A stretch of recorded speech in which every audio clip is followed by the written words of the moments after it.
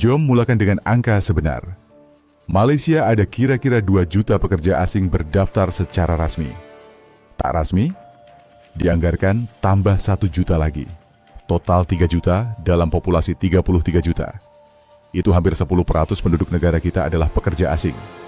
Indonesia, dengan 270 juta penduduk, mereka ada berapa pekerja asing? Kurang dari 100 ribu. Ya, awak dengar betul. 100 ribu dalam 270 juta. Itu kurang dari 0,04%. Nanti saya akan tunjuk kenapa sistem mereka buat pekerja tempatan sanggup buat kerja yang kat Malaysia kita kata orang tak nak buat.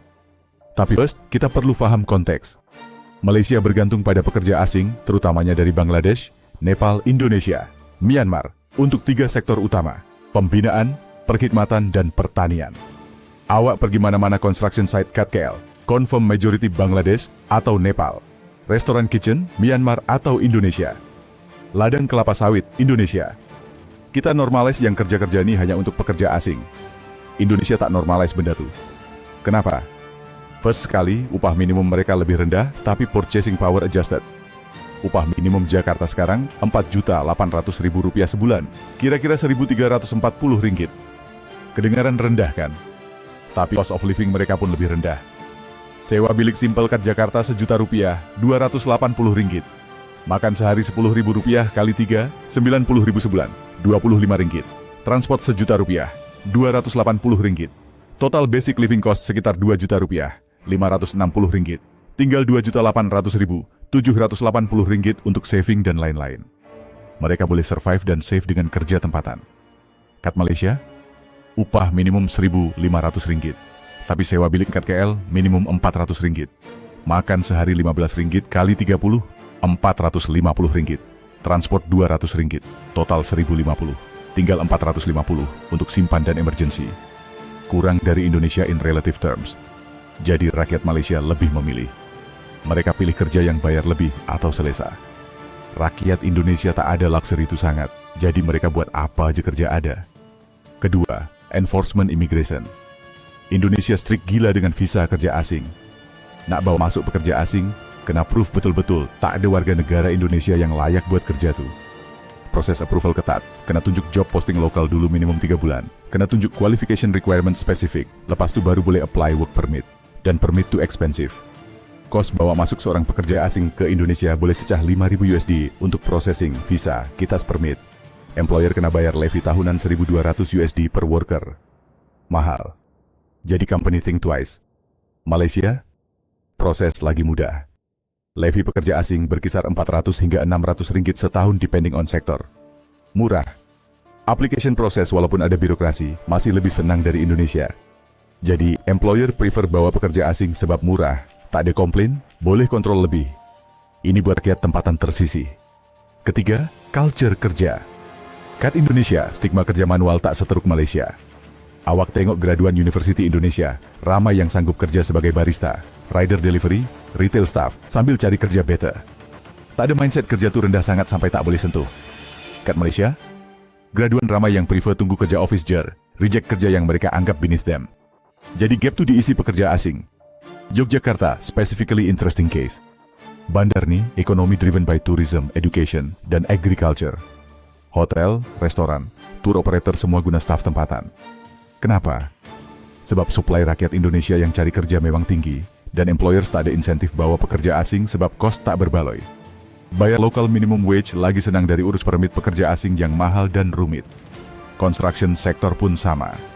Indonesia ada program pelatihan vocational yang kuat.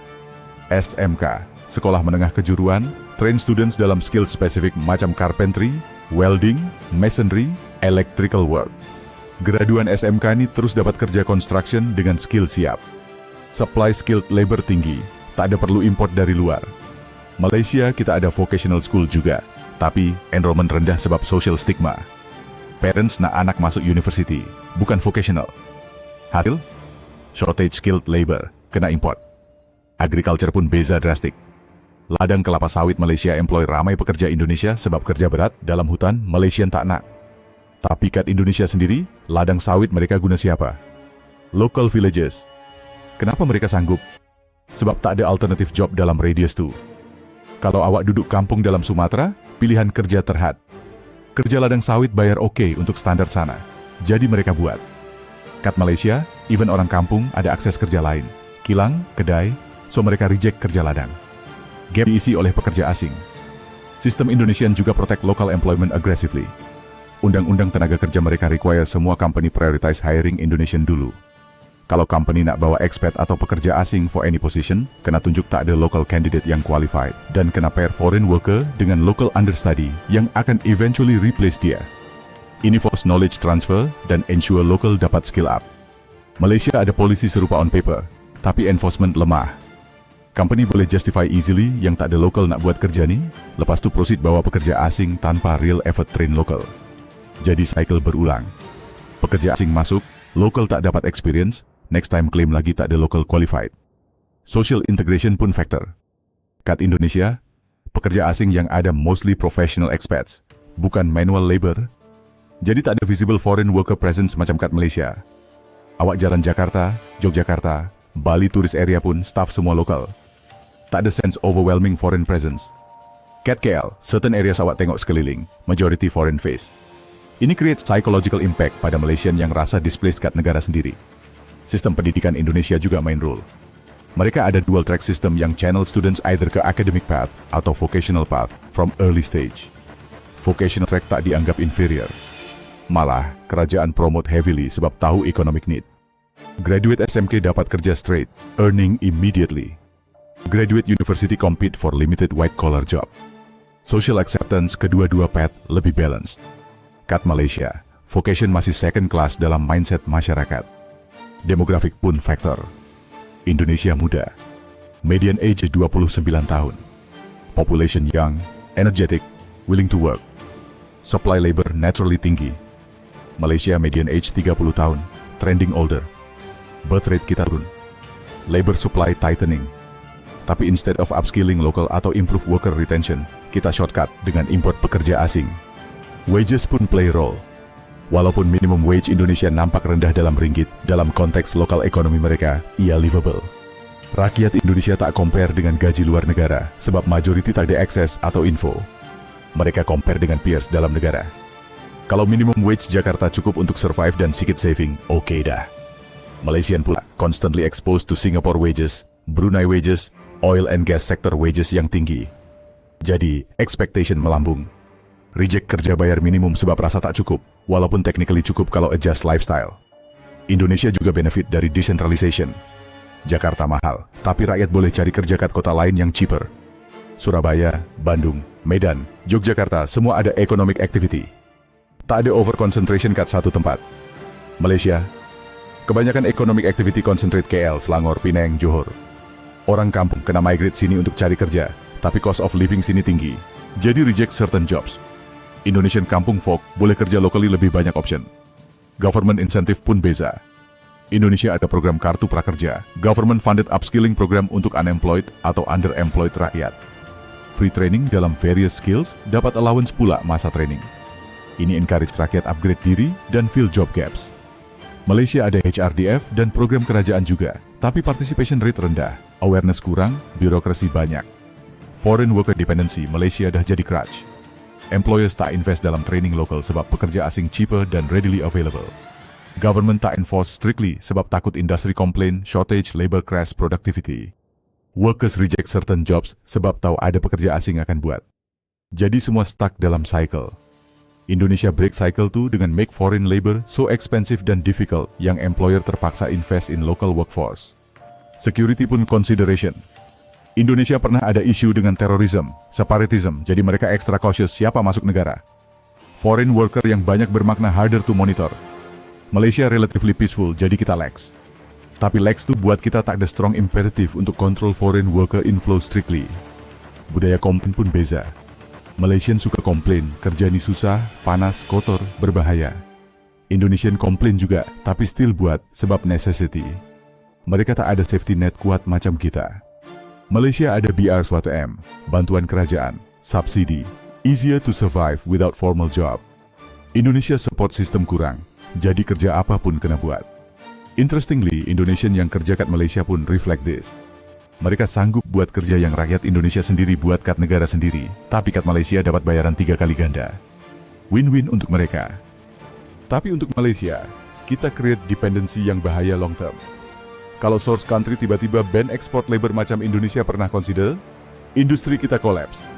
Jadi apa lesson untuk Malaysia? First, mindset kita terhadap kerja manual kena change. Kerja tak ada tinggi rendah, semua contribute ekonomi. Graduan vocation kena diberi respect sama macam graduan university. Second, government kena buat polisi yang force employer invest dalam local workforce. Levy pekerja asing kena naik significantly, make it expensive enough yang training local jadi cheaper option. Third, upskilling program kena agresif dan accessible. Fourth, social safety net kena design yang encourage work, bukan encourage dok rumah. Indonesia tunjuk yang negara dengan 270 juta orang, ekonomi growing, boleh operate hampir sepenuhnya dengan tenaga kerja sendiri. Mereka tak perfect, mereka ada isu lain, tapi pada aspek ini mereka buat betul. Malaysia dengan 33 juta orang, ekonomi lebih maju, harusnya boleh buat sama atau lebih baik. Tapi kita pilih jalan mudah. Realiti Yogyakarta tanpa pekerja Bangladesh bukan keajaiban. Ia hasil daripada policy deliberate, enforcement strict, culture yang menghargai semua jenis kerja, dan economic structure yang support local employment. Malaysia boleh belajar atau boleh continue dalam comfort zone. Tapi comfort zone ini ada expiry date. Bila negara source labor upgrade ekonomi sendiri dan tak export worker lagi, bila cost import labor jadi too high, bila social tension meningkat, kita terpaksa berubah. Better start sekarang dari terpaksa nanti dalam krisis mode. Kesimpulannya, Malaysia boleh survive tanpa bergantung heavy pada pekerja asing, tapi kena overhaul mindset, policy, dan culture kerja. Indonesia proof ia possible. Yogyakarta tak ada pekerja Bangladesh bukan sebab tak mampu bawa, tapi sebab tak perlu. Mereka bina sistem yang maximize local workforce. Kita perlu buat sama. Kalau video ini buat awak fikir differently tentang isu ini, tekan langgan. Next week saya nak compare sistem pendidikan vocational Malaysia versus Indonesia in depth. Share video ini dengan employer, policy maker, sesiapa yang ada kuasa buat change. Masa untuk Malaysia wake up dah tiba. Kita berbuat better. Mesti buat better.